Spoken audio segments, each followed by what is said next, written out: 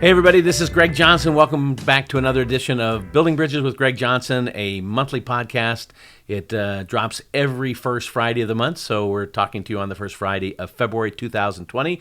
Hope you've had a great start to your brand new year, and we're having a lot of fun with these podcasts. Check us out on Spotify, iTunes, and YouTube. We have a YouTube page where you can see this podcast in living color as well as hear it, and we have some video blogs that support the Building Bridges with Greg Johnson podcast. So check it all out. We hope that you'll enjoy that. Today we are very excited. It's a personal privilege and honor to have a good friend. You hear about him all the time as I speak on different topics for our video blog. My friend Robert Millet, my friend Dr. Millet. You know, you have many names, Bob, but Bobby. I don't call you Bobby, I promise. So Bob Millet is here with us, retired professor as of 2013. At the end of 2013, you threw in the towel and declared yourself a retired man. And the students had a celebration. They celebrated. So you've been retired now, what, gosh, Actually, 6 years? 6 years. 6 years. And you were, in your career, you were the Dean of the Faculty of Religion for about 11 years, I believe. You were the Richard L. Evans Chair, I think, for 6 years? 4 years. 4 years, which is we'll talk about that a little bit later maybe and explain that. You're the author of more than 80 books. Too many. Too many books, a lot of books. You have a current book out right now that is available through Deseret Book and Amazon and all the other sources. It's called The Holy Spirit. Just The Holy Spirit is the title. Is there a subtitle to that book? Yeah, Identity, Mission, and Ministry. Okay. And it's right up there on the top 10 bestsellers right now, I think, and has been for a number of months, hasn't it? And, It was. Yeah, has it just dropped? I've fallen from grace. You're probably number 11 now, okay? But that's great, you know. And so, as we all like to say, I think I can quote Dr. Jerry Root from Wheaton College, Robert Millet does not have an unpublished thought. You've written so much that it's all out there somewhere in some place or format. So that's who you are. You also were very honored at BYU as the Abraham Smoot, what was that title? Faculty member? Abraham O. Smoot professorship is what it was. Yeah, so you had that before you retired. Mm-hmm. That was a great... He was one of the founding fathers, if you will, of BYU. Right. And it was quite a... I mean, is there just one professor that holds that chair institutionally at a time? Or I think there may be a couple. Okay. So what a great honor for you in that area. And again, author, speaker, you've spoken all over the world on behalf of the LDS Church and involving, in particular, the thing that we care so much about together, which is Evangelical Latter-day Saint dialogue or Evangelical Mormon dialogue. So before we kind of get into the nuts and bolts of our working friendship and what we've accomplished together and what we've done over the years, I want to kind of get our audience up to speed on who you are. You know, I've given you a little introduction, but the story of Robert Millet really begins in Baton Rouge, Louisiana, back in 1947. 47, when you were a small baby boy born to goodly parents, shall we say? Tell us about your upbringing, your being raised in the South. It's a fascinating story. Yeah, I basically spent the first, up to high school in the Baton Rouge area in Louisiana. Graduated from high school and started school at Louisiana State University, LSU. Did they win a football game the other night, Bob? They happened to win the national championship. Just a little thing. Another boring night in the Millet household. Yes, sad. Did you cheer? You were pretty... I just about had a heart attack, and so what I almost had. Clemson is one amazing team. They've won it twice in a row, right? Yep. And LSU said no more. LSU said that's enough. That's enough. Grew up down there. I was raised Latter-day Saint. My dad was raised Latter-day Saint. When I was young, my mother was a Methodist, but she wasn't really very active in the local church, and so she began going to church with Dad. She was baptized into our church at about the same time I was. I think I was 9. Okay. And so grew up Latter-day Saint. Not a lot of Latter-day Saints in Baton Rouge, but we had a were you born in Baton Rouge? I was. Okay. We had a ward that was a pretty little building in Baton Rouge. But, I didn't have very many friends at school. Most of the friends in high school would have been Southern Baptist, Methodist, Presbyterian. And quite a few Pentecostals? Roman Catholics. Catholics? Yeah, Okay. a couple of Pentecostals. Okay. Religion didn't really come up much. Okay. The Baptist Church, First Baptist Church, had a strong influence in the community, and it was a huge building, and so I had a good relationship, but religion never came up much. But over the years, I was exposed to religious things a lot, that is, religions outside my own. For example, my relatives either fall into the category of Baptist or Methodist or Roman Catholic and Pentecostal. Okay. One of my cousins, that's a couple of years older than I am, he was very serious-minded Pentecostal, and for a time he was an associate pastor with Jimmy Swaggart. Oh, wow. In Baton Rouge. And so he was very much into religion. My aunts, I remember, were very intense religious people. And there wasn't any conflict between you as a Latter-day Saint family and them and their faith? No, it never really came up much. Even in high school, they knew I was a Mormon, as they would say, and yet I think they figured I was Christian. I wasn't Jewish. I wasn't Muslim. They figured I was in that Christian category somewhere. But there wasn't a kind of built-in animosity like there would later become in maybe the 80s and 90s. No, I never heard anything along the lines of Mormons aren't Christian. Oh, okay. I heard that for the first time on a mission. Okay. As people would greet me at the door with their copy of Kingdom of the Cults by Walter Martin. Okay. And told me that we had a problem. Was that almost shocking then to you? Like, it was at first. Why are people saying this? It was the first time I actually encountered what I'd call anti-Mormonism. And that was on your mission. You were 19 probably years old? Mm-hmm. 19. No. I was 19, yeah. And that would have been for example, the first time we encountered it was in New Jersey. Okay. But I didn't hear anything like that as a kid. And so I grew up in the church, active, faithful in the church. I had strong feelings about Christ early on, very early. And so that was never an issue with me. I always sensed he was there. Anyway, there are some cute moments. I think you know of some of these. Did you live for a little while down in New Orleans? Because you have a fun story there from your teacher. It isn't New Orleans. It's more south than New Orleans, actually. Where was that? It's in a little town called White Castle, okay. Louisiana. When I was entering the 6th grade, we moved to this little community, which was absolutely 95, 96% Roman Catholic. Okay. In Louisiana, generally speaking, the higher you go, the more north you go, the more Protestant things are. The more south you go, the more Catholic they are. Okay. New Orleans, for example. Why did you move down there?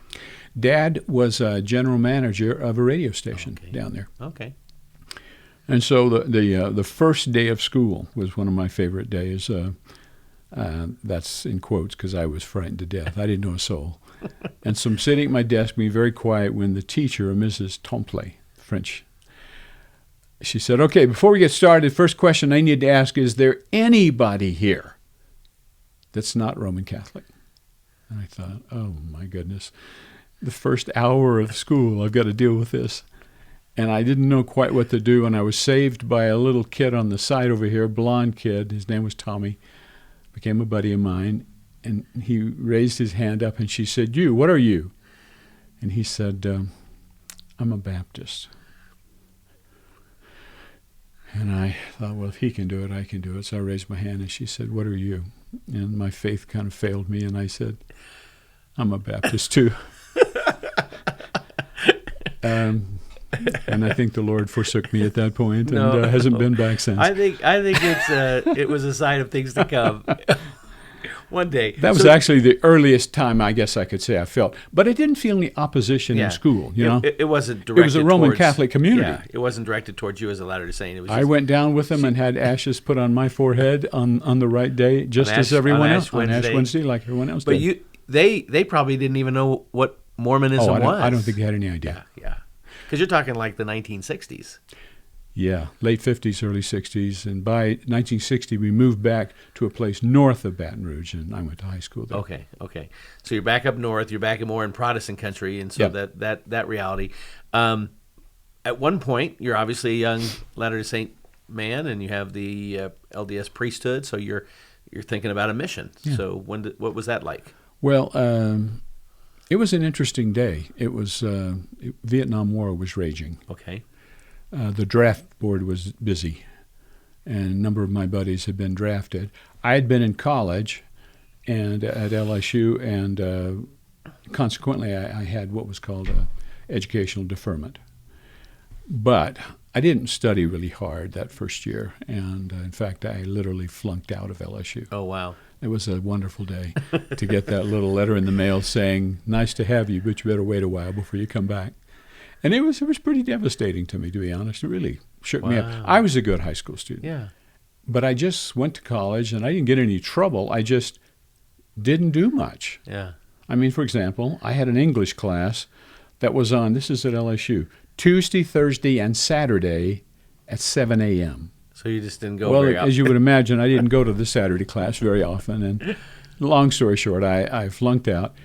And that worried me because that meant the draft board would be after me. Yeah. And so I had planned to go on a mission. We began the process. And I remember my dad decided he needed some help from the Northwest. And so he knew Gordon B. Hinckley because Gordon Hinckley had ordained him a bishop. Oh, wow. And so he called Brother Hinckley and said, "Is there anything that can be done?" Brother Hinckley said, "What would you like us to do?" And he said, "Could it be expedited?" And he said, "We'll see what we can do." Well, I had my interview with my stake president on January 30th. I received the call in the mail on February 10th, which said, "Be in Salt Lake City February 20th. So I had 10 days to clothes, doctor, dentist, say goodbyes. I didn't say goodbye to anybody. 2 years later, I had buddies saying, "Where have you been? We can't find you anywhere."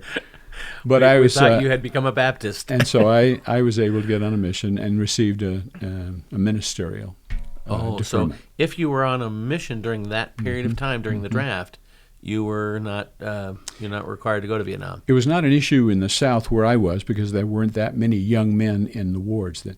In Utah, it was an issue, and so for a period of time, each ward could only have so many young men out on missions. Wow. Yeah, that would come up as a question, like, Sure. are people just doing this to get out of it, Yeah. as opposed to, is this a personal conviction? So anyway, I went on a mission, came back another semester to LSU, and then transferred to BYU in the fall of 1969. And did a bachelor's degree in psychology, enjoyed it, so I did a master's degree in psychology, but then didn't know what to do with it. But I became aware of LDS Social Services. It's now called LDS Family Services. Okay. Short story is I just went to work for LDS Social Services in Idaho for 2 years, working in marriage and family counseling, Indian student placement program. I didn't do a lot with it, but that was part of what we did.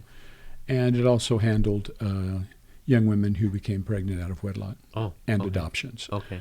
So I did that for a couple of years, and then decided to move into the teaching and became involved with LDS Church education and taught seminary in Salt Lake for only a couple of years. An opening at the Institute of Religion at Florida State came about. I was asked if I'd be interested. I said yes, and so my wife and family went to Tallahassee for 5 years, and I worked on my doctor's degree while I was there doing the. That was kind of a regional position, weren't you? You weren't just over one institute. You were. That's right. I had moving around. I had one institute in the sense of an institute building. I had an institute building, but I had a couple of institute classes out there that I went to on Tuesday and Wednesday. And then there was also a program. Most of the young people in that day in that area, because the church was not extremely strong, took what is called home study seminary. Okay. Instead of early morning seminary. Right. They had no release time seminary as you'd have in this area. Home study, they work on it on their own, and once a month they'd get together and have a big lesson. And so I would go once a month to that particular stake. Now I was responsible for 6 stakes. That meant I was gone every Saturday and sometimes 2 different ones on certain Saturdays. So those were busy times. Yeah. Anyway. While you're getting a PhD and while you're raising a family. And while I was being bishop. Yeah. Let's go back real quick, and then we'll move on to the second topic. But your family, you have two brothers and a sister, correct? Mm-hmm. And you were all raised in the LDS faith. Yep. But I know now you have some religious diversity. I know you also have some brothers that passed away. So, how was that interpreted? Your sister became a Catholic. Was that frowned upon? Was that okay? She didn't really become a Catholic, but she married a Catholic boy, good boy. Okay. And she, she never felt the need to join the Catholic Church. Okay. She always sort of and still does have a strong feeling about the Latter-day Saints faith. Okay. But, and I go to see her, and Sean and I will go and spend time with her twice a year or so. And we have a close relationship. My two brothers struggled with life, frankly, with addictions. The first one died basically of AIDS, not from sex, but from drugs. Yeah, some needles, unclean needles. The second one died of cirrhosis of the liver from drinking. Yeah. And so it was a tough time for my parents. Being the oldest and having, gone on a mission and now working for the LDS Church, graduated from BYU, and really kind of growing in the LDS faith, what was your relationship like with your brothers? Were they jealous of you? Were they critical of you? Did they make fun of your faith? Or? They were proud of me, but I have to admit, if I were being totally honest, looking back now, I think I was a bit condescending toward them. I was always saying, when are you going to get your act together? Yeah. I would do it differently now. Yeah. I think I would have loved them a little more. I mean, I loved them, but I think I would have been a little more understanding. I may have been able to help them more than I did. Interesting. Good perspective. So let me ask you kind of a summary question. What about your family background? What about your journey in Baton Rouge and New Orleans and whatnot? Why did this cultivate in you an interest in interfaith dialogue, in being a bridge builder? We talk about that. This is the name of our program, Building Bridges with Greg Johnson. You're a bridge builder. I know you are. What about your childhood and your upbringing and your community and being in the South gave you an appetite for this? Well, I think having family members that I knew to be very, very good people, very deeply committed Christians, that I respected and admired, and knowing that we had differences between us, I think that had something to do with it. My dad loved Billy Graham. Okay. We always watched Billy Graham crusades because Dad had a lot of respect for him. And so I had that exposure very early on. I just think I never, while I felt my religion was right and it was the one to be a part of, I never ever thought that other faiths weren't blessing the lives of people. That never occurred to me. It seemed to me that God loved them all. And so I just think I had an unusual upbringing in the sense of a lot of religious diversity, but no competition and no fighting. Yeah. I know when I met you way back in April of 1997, one of the early things you shared is that you were very concerned about non-Latter-day Saints living in Utah County because you knew what it was like to live in to be a minority. Yeah, to be a minority, and you have a real empathy for people in that regard. Yeah, like I said, I didn't, when I was in that 6th, 7th, 8th grade, I didn't get persecuted, but I certainly wasn't included. Right. Okay, so I have a feel for how painful that can be to be on the outside, particularly looking for in. Kids and that's right. That's right. Social relationships and dating and I think unfortunately it's probably the case in most communities where there's a majority religion. Yeah. Whether it's Grand Rapids, Michigan, or Rome. Right. It's going to be there, and people don't necessarily have to be mean or mean-hearted, but they're not as sensitive as they could be in terms of welcoming and inviting. Yeah. Okay, so that's kind of a background thing. We'll try to do this next section a little quicker. Kind of our story. We met on April 11th, 1997, when I was visiting campus with Dr. Bruce Demarest. From your perspective, what was our first meeting like? When you look back on it, what do you remember about it? Well, you've mentioned this in an earlier podcast, but I had already kind of discovered evangelical Christianity on the radio. I would drive from my home to work, really only about a 15 or 20 minute drive, but I discovered that there was in Provo an evangelical channel, KEYY. Yep. And I wasn't as much into their music as I was into their preachers. Yeah. And so I got to know John MacArthur and Chuck Swindoll and Ravi Zacharias and Tony Evans. Tony Evans. I love Tony Evans. David Jeremiah. and just James Dobson. Yeah. They became my friends because I heard them on the way to work and home. Yeah. And it depended on when you asked me. If I was coming home later, 5 o'clock, David Jeremiah. But if I was coming home about 3, I got to hear Haddon Robinson and his group. Yeah, yeah. And so I began to sense that there was goodness here and there was truth here. And so I'd already been given some, right at the time I became dean, given some counsel by a church leader that I needed to spend time building bridges. And I'd never thought of doing that formally before. Yeah. And so I began. And what eventually I thought, well, this is coming on in the morning. I listened to it. And in the afternoon, I began buying their books. Yeah. And so I had a shelf of John MacArthur and quite a few by Chuck Swindoll. Philip Yancey, I remember. Philip Yancey, I enjoyed very much. Lewis. And I'd love C.S. Lewis forever. So I found myself therefore delving more into Christian history and Christian theology. And so when therefore we met, I already had a mind for knowing that I needed to move in this direction. I didn't know how yet. Yeah. I think what our meeting did for me was open a door that I didn't know existed. Do you think, looking back, was it more was it providential? Was there a guiding influence that connected us, or was it just circumstantial and coincidental? Well, there are too many coincidences, I think, to think that it's just coincidental. I think the fact that I was in the room occasionally, I kept being called out of the room to answer the phone or someone needed to meet with me, but I did stay in there long enough to hear Bruce Demarest talk about Melchizedek and the priesthood and was able to ask a question or two, so that when I raised a question, I raised it in light of something I'd read from John MacArthur. Right. And he gave an answer, and it satisfied me. And I did that a couple of times. And I guess, and in the group, as you indicated earlier, we're different ministers from the area. Yeah. Well, I was so intrigued. I hightailed it over to you in the room and introduced myself and just kind of asked that question, how do you know John MacArthur? And you told me all those stories, introduced me to your library, showed me inside your office a little bit. And then you proposed that you would come up to Ogden Valley to have lunch with me. And I said, no, that's way too far. It's like a 2.5-hour drive from Provo to Ogden Valley. Where it is I was a long drive. Ministering at the time. But you insisted. You came up. We got to know each other that day.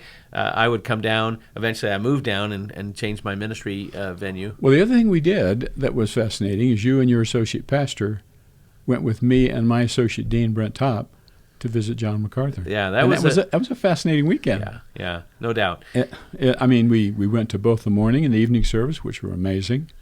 And then we met with him on the next day, Monday for lunch, and had a good chat. Didn't agree on everything. His seminary, got to visit his Grace Publishing, his radio program. He gave us copies of his new publication, his study Bible. Yeah. That actually came later when we came back with Roger Keller's, when we got those. Oh. Yeah, that we had a second visit. Okay. I'm the keeper of the facts. Could this be my memory that's slipping? Maybe. So, but I think it is interesting, like, at some point in the process for me and for you, I can tell you from my perspective, as often as you wanted to meet with me, I was game. I mean, in my mind, you were a fascinating person. You were the dean. You did transition soon after that into the Richard L. Evans chair, which allowed you to maybe really focus on your work on interfaith dialogue. 3 years into our friendship, where we were just kind of going back and forth month after month. May I say something? Yes. There's something else that happened early on between us, and that is, and I think this is an important occasion. In our conversations, I sensed within you a little bit, not a lot, but a little bit of, are you for real? Right. And I understand that. Are you for real? And is what you're saying what Latter-day Saints really believe? Yeah. And so I thought, how do I deal with that? And I got on the phone and called BYU Continuing Education. I had done a lot of what were known as Know Your Religion lectures for them. I don't know, 100 probably over the years. And I said, I want you to set me up with a KYR in the Ogden area. And he said, why? And I said, I just would like to go do that. And so he said, what do you want to do? I said, I want to go give 3 lectures one night. He said, well, that's unusual. I said, yeah, but I want to anyway. So he did. He set it up, and I called you then a day or so later and said, I'm going to be speaking up there. Why don't you join me? And I think we went to dinner. Yeah, we did afterwards. We were going to do it beforehand, but we went afterwards because. And as I recall, I spoke on, you must be born again. Right. Salvation comes by the grace of Christ, right. And I think the atonement. Yep. And or maybe the fall in the atonement. Yep. It was a complete, kind of what we call the core doctrine of redemption. Yeah, of redemption, Christology of who Jesus is, and I think afterwards, I remember you saying something like, "You really believe this, huh?" And I said, "Yeah." Well, I think I was pastoring the Ogden Valley Baptist Church at the time, and I said, outside of your LDS scriptural references and maybe a quote or two, everything that you said tonight, I would feel comfortable you preaching at my pulpit at Ogden Valley. So that was amazing, and that was a growing part of our friendship. That is Bob some kind of a unique Latter-day Saint who has more of an interest in grace, or certain doctrinal issues? And the point I wanted to make to you was, I'm delivering these lectures to Latter-day Saints. Right. I'm not talking to evangelicals. I'm talking to Latter-day Saints. Yeah. I didn't know anybody that came up to me and said, what are you doing and what are you talking about? And your books were pretty public, read by thousands of Latter-day Saints, hundreds of thousands of Latter-day Saints. So what you were saying both privately in our lunches, in our super salad days, and what we were developing on a one-on-one level was what you were willing to say very publicly, and I was very admiring of that. And I do kind of think that we kind of clicked too. We kind of had a lot of fun as we eventually would move on to a traveling companionship of going to different churches and speaking here and there. And that we never really it wasn't a marketed thing. We didn't try let's hit the circuit, let's do all our marketing program. People called us. Yeah, we didn't advertise to the tune of exactly 65 public presentations over the course of about 11 years. United States, Canada, and Great Britain. Yeah, exactly. So that was pretty amazing, I think. And I think I talked a little bit about this in our last podcast on divine appointments, and you were a divine appointment in my life, and maybe I was to yours, and certainly after running into you and visiting with you, and then literally hours later running into Jeffrey Holland, Elder Holland of the Quorum of the 12, I was just at a local school that was asking me to come in and speak to them about worldview issues. I was happy to do so, and I told about meeting you and meeting Elder Holland on the same day, and boy, the students just lit up when I said, and the apostle in front of us was Elder Jeffrey Holland, and they just, oh my goodness, you've met Elder Holland, and the more I told them about our association and friendship and work together, the more they were listening. I had them, really attentive at that point. So, anyways, that was kind of the early story. If go ahead. Well, I think too, what was happening along the way is that I was coming to understand you and your faith tradition, and maybe you were coming to understand me and my faith tradition better. Mm-hmm. I don't think that was one of our original objectives. I think we just responded to an invitation from the Episcopal pastor to come and speak to his congregation. Right. And it was such a lovely occasion. And then right after that, Utah State. Yep. And then. And I think what we discovered early on was the people watching it were rather taken by it. That is, Richard Mao used to say, we're essentially giving them permission to do the same thing. Right. That's what we wanted them to do. Yeah. And if we got criticism, we'd often say, hey, if you don't like what you're seeing tonight, you don't think I'm doing it right or Bob's doing it right, you go out and do it better than us. That would be your highest compliment to us. Yeah, so that's right. Yeah, I think that there was that curiosity. But tell our audience a little bit. Remember when we hit a kind of a pivotal moment when we kind of been going for about 3 years, and we asked ourselves, where's this going? How did we resolve that tension? Because I think that was really the secret of our success. I remember we were sitting you had moved to Orem Yep. and working at the church there.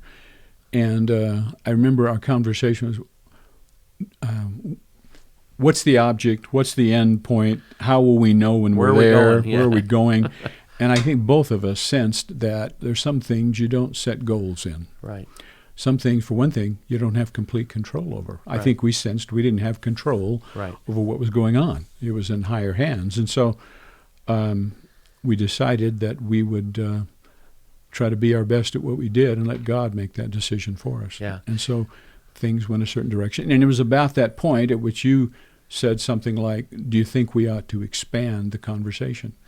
And thus, out of that grew the larger Latter-day Saint evangelical discussion beginning in 2000, May of 2000. When first group of scholars got together at BYU at your invitation. And so between Provo and Fuller Seminary in Pasadena, we did that for years and years. Yeah.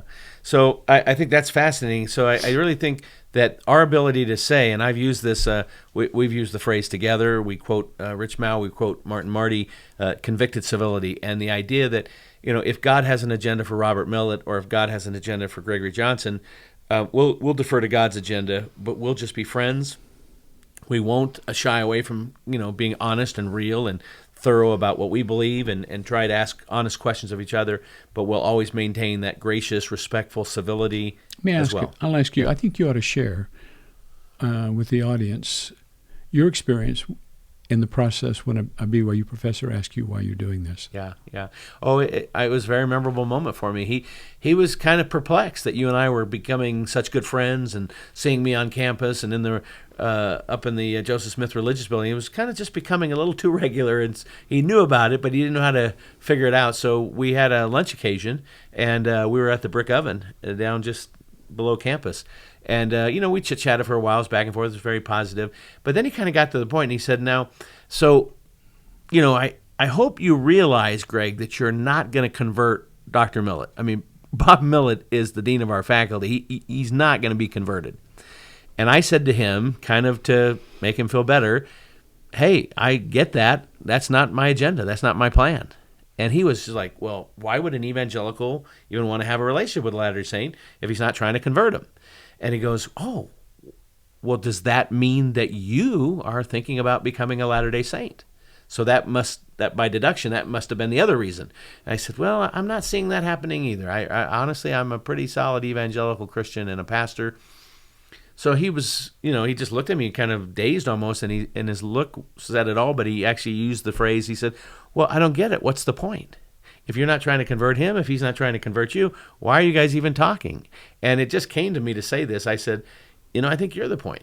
People like you are the point, because people like you have got to understand that there's a great value in knowing people that think differently than you do, understanding them, respecting them, showing them dignity and value, getting that in return, learning how we can work together where we can, where we have to disagree, and we're good about that.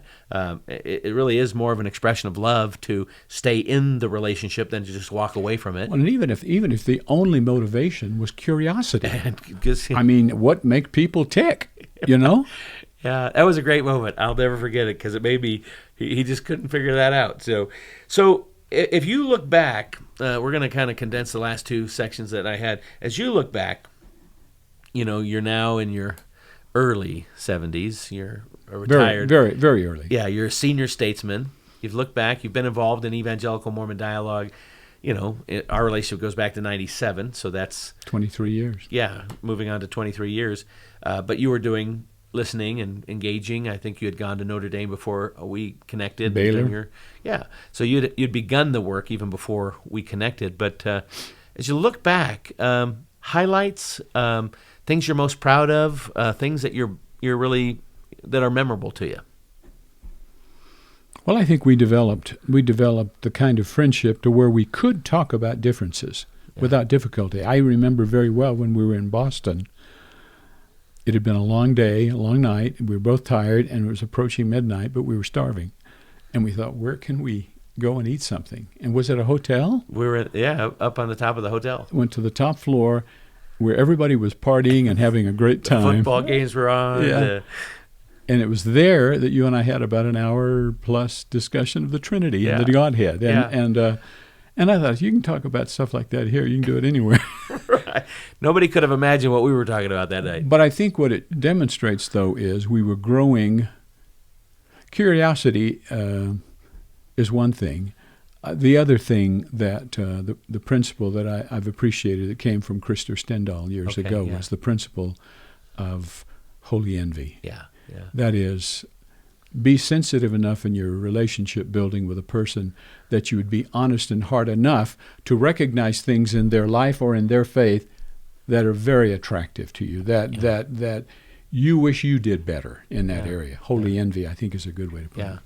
Very good. We've definitely talked about that.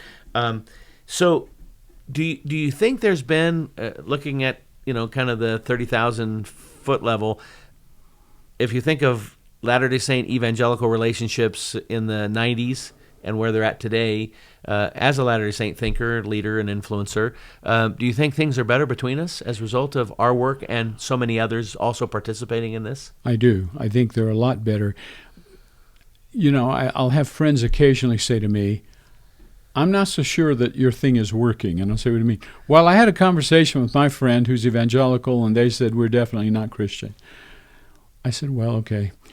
To me, what we dealt with when you and I would go out, we were talking with college students a lot. Yeah. We were talking a lot with young people, and I think I could say, and I think you'd agree with me, young people ate this up. Yeah. And they continue to do so. Adults were a little more suspicious or concerned, maybe. But I think young people were tired of seeing people fight over religion. I think young people were tired of people seeing misrepresentation or dismissing one another out of hand. And so I think it's been successful? I do.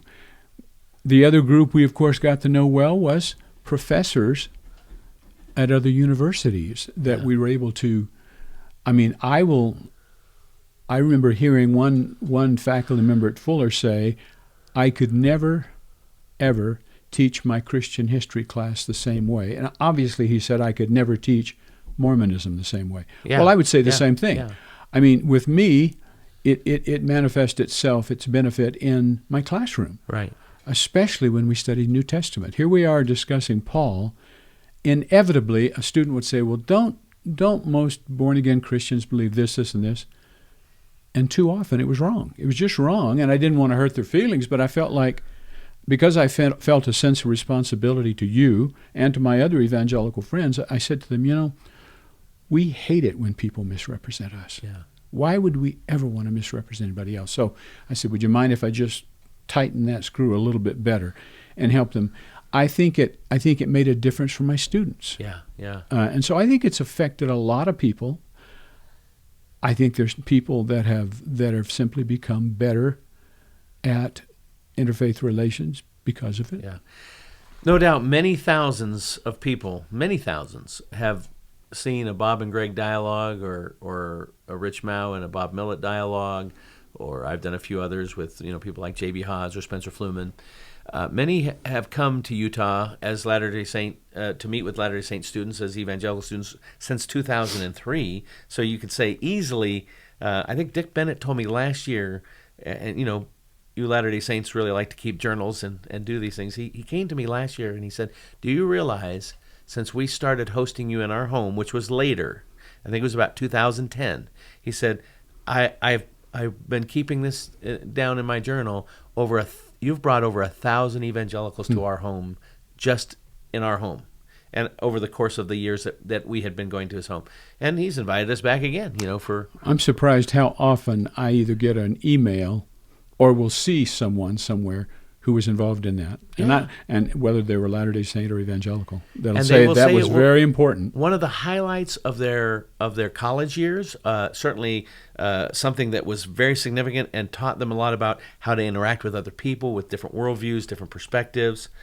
So let's wrap it all up with one last question, because I think you are an authority in this area, and I feel like it'd be wrong to not give you a chance to address this.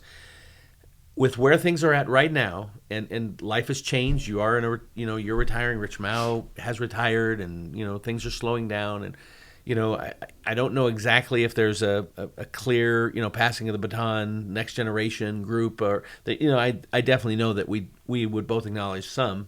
Myself, I'm still young enough to be in the game. Sean Hopkins, J.B. Haas, and others. Where do you see, is this thing dying down? Is it kind of fading out? Or is there more life to come?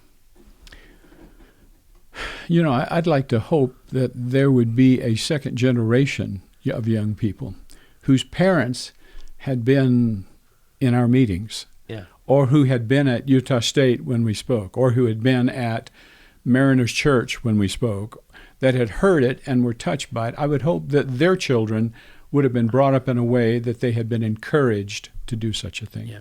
I think we can't have any exact idea of how many people were affected, but I think a lot were affected. And I would add the other thing, Greg, that happened that we hadn't anticipated is many church leaders on both of our sides became involved in this. Yeah. Right. Latter-day Saint church leaders, evangelical leaders and scholars. I mean, I wouldn't have anticipated that, but I thought it was a natural thing to happen. Yeah. Well, there's no doubt Elder Holland has become friends with Ravi Zacharias, with Dr. George Wood. He's met scholars and Nick Vujicic, our young friend. There's been a lot of wonderful relationships. And we've invited to BYU a surprising number of very prominent evangelical speakers, teachers, administrators. Yeah. Yeah. And as recently as December, just last month, Ravi Zacharias and his wife Margie came to Utah, had a lovely dinner with the Hollands. They invited Jill and I to join that. Then we went to the Christmas program together, the annual Tabernacle Christmas program, and it was a lovely evening and another example of continuing relationship building and developing friendship and cultivating that. It is a mystery sometimes to know, as much as we kind of say, let's leave it with God, we kind of want to know if there's some more, a next act or, the chapter 2 or 14 or whatever it is. So I don't know for sure if that next generation is emerging. I mean, again, what brought so much respect to the Mormon evangelical dialogue was really, I think, your leadership, particularly on the LDS side. Obviously, you had stature. You were the former dean. You really put your reputation on the line. You were willing to make it a priority in your own work. You felt it was one of the most important things you'd done. You wrote about it. You engaged in it. We had wonderful visits. We traveled. We had incredible experiences. But you probably more than any Latter-day Saint that could be credited gave this work, and particularly an emphasis on evangelical Latter-day Saint relationships, credibility in a way that nobody else could. Well, it's nice of you to say. I look back and I think, even if no young people or other people of your faith or my faith were not affected by it, and I believe there were thousands and thousands that were, but even if they weren't, it's been a life-changing experience for me, and it's been a life-changing experience for you. And I think my world is broader, my insights are deeper.